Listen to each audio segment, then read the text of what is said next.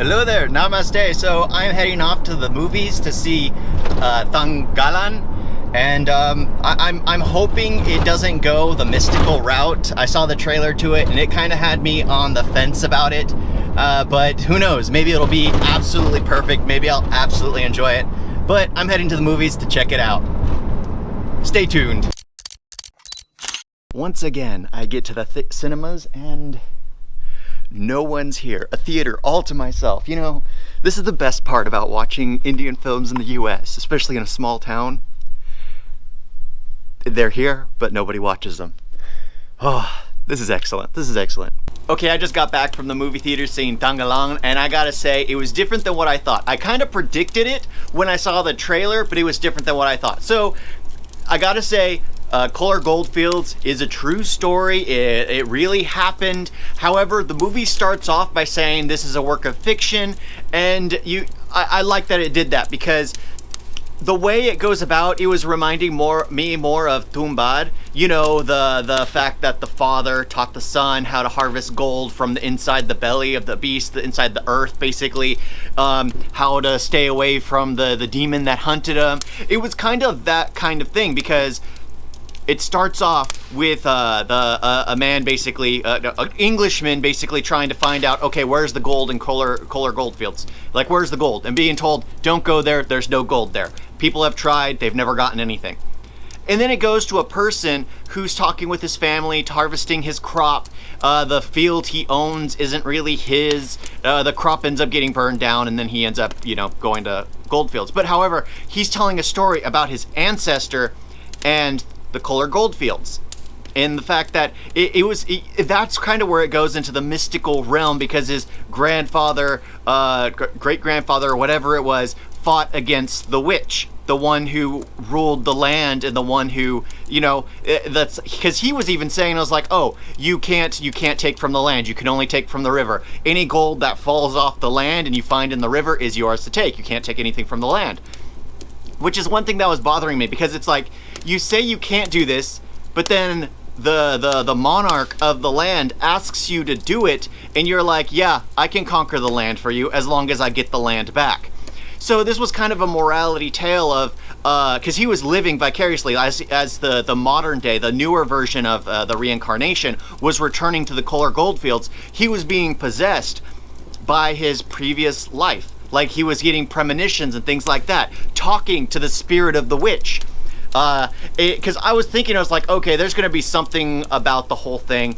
And I liked it because it was like the greed, the fact that gold was corrupting the minds of everyone. Like I predicted in the trailer, oh, everyone's going to start going mental in the head because of dehydration, because of starvation.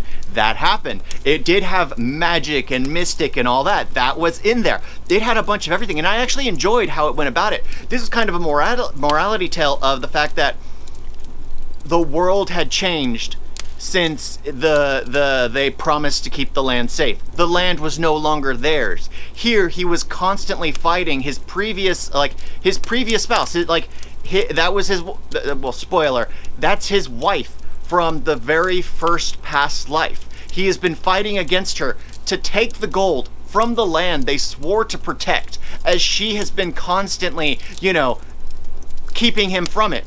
And then at the very end, it's like, oh, we need the gold to own the land. This is our right. We need to do this.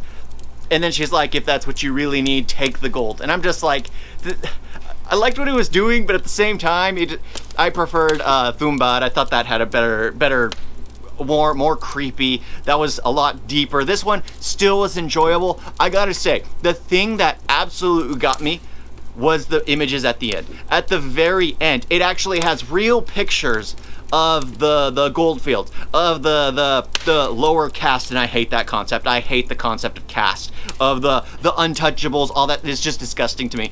But they have pictures of them like begging for water, asking for food. They have the guards that are keeping. It's just so insane. The photos at the very end were like, that was the best part about it, because I love myself a revisionist history, as long as you know in the beginning, oh, this is a work of fiction. Like that, as soon as they introduce that in the beginning, I'm like, oh, okay, I don't care what they do. I'm gonna, as long as it's done with taste. I enjoyed it because the way he hallucinates his ex or his previous wife from like eons back, the way she's CGI'd into the scene, not CGI'd, but like superimposed into the image, it just looks so nice because the way she rocks back and forth shaking, I enjoyed that. There are little things that are artistically done that I enjoyed. The fact that he's being possessed by his previous self. What I was hoping for though was like we would get flashbacks to the previous life, because we keep getting instances where it looks like he's going into his past self. And you see the fight, like this fight has been going on over and over. He keeps returning to the Kohler Goldfields, and he keeps fighting Athia, whatever her name is. He keeps fighting her, only to turn out that he loses, only for the very end for him to realize what his true origin was. And then he's talking to her, so it's like, we need this. We don't own the land. We don't have any rights. We've lost it. We've lost at that point in time. We've got to do this. It's the only way. So it's kind of like one of those things that times have changed. You've got to move with the time because you'll end up falling behind and losing everything. It's kind of a tragic tale, but I gotta say, I did enjoy it. The way it was shot, the way it was done, the way the story, the way greed grabs everyone and keeps them going. I mean, I love that, even though I love it because I don't love it. I love how it's a dark concept. Greed is a corrupting force. It takes from people and takes from people and takes from people until they're no longer the people you recognize. I like that. Because they have the Englishman, being nice and polite until he's is overcome with greed and starts treating them all like animals at that point. He didn't think of it that way beforehand because he was saved by Thangalaan. He was saved by him. He treated them all as like equals until gold was on the line, and then he completely changed his mind. So I gotta say, I enjoyed this. It is more of an artistic interpretation, I guess, of history, which I don't mind, but they did let you know at the beginning, which is fine.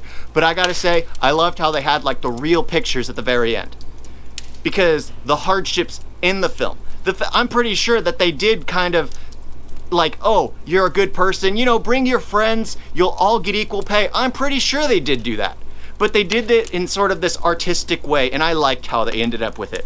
Like the trailer made me think myriad of things. I thought it was all gonna be bad, but they started out with this is a work of fiction. And I'm like, oh, okay. And I was confused. I'm like, wait a minute. I thought the Kohler Goldfields was a real thing. I thought KGF, because I was getting so confused, and it gets to the very end and starts having real pictures. I'm like, oh, okay, good.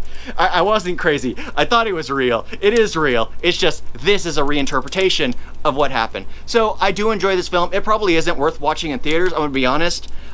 It's one of those that's probably worth seeing just because it's interesting.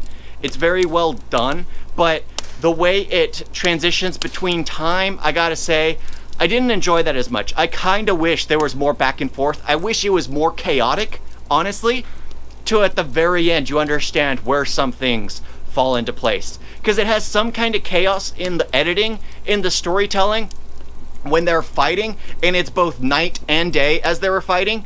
So that there are things that are interestingly done, but at the same time, I feel like they could have done more with that. They could have had several versions of the main character saying several different things at several different points in time, and it's just being completely confusing to us. But at the same time, at the very end, it all comes to light. It's all the fact that the man wants to take the gold from the land he swore to protect in order to purchase the land back, where the woman just wants to protect the land because she swore to protect the land. She doesn't want to destroy it, even though the land was already lost. It had been conquered, and the man just wants to get it back. It's an interesting concept, but I'm babbling on. I'm babbling on from here, but I do enjoy the film. I did enjoy the film. Thank you all for watching. Talk to you next time. Doodles!